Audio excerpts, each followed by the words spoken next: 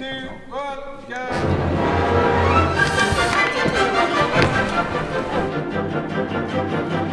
Hi, I'm Dan. I'm head of stage for Welsh National Opera. My day-to-day tends to be looking after all the scenic, flying and rigging elements of a particular show and looking after the stage crew.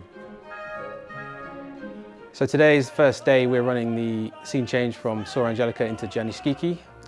We are timing ourselves because when we come to do it on the night we've got 40 minutes to get it done. We're completely changing the set, so it's going to be a bit of an operation. So we're running it through, first time stepping it through today with the idea that we'll get quicker and quicker the more times we do it.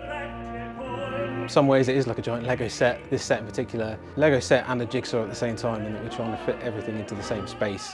Most challenging is that we've got two at a time large sets to change between. There's probably around 25 stage crew at any one time, plus lighting departments and stage management departments. It's, I'd say, organised chaos. The first couple of times we're going to do this, but then it'll get better and smoother the more chance we get to rehearse it.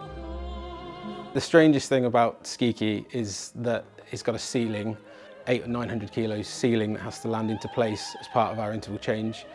Not something you see every day. Normally our shows are left open to the lighting above. It makes it much easier to light a show from above, but it's something that we have to wrestle with basically in the scene changes.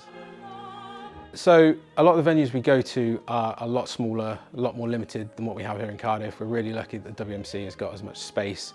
When we go to move this onto the road, it's going to be probably a bigger crew than we're used to, with two teams, one building overnight, ready for the show the next day, which will be run by a different crew altogether. And it's going to be much tighter in, the wing space, the stage space up in the air. So we're trying to do as much prep work in Cardiff, making our life harder in Cardiff to make it easier when we do get on the road.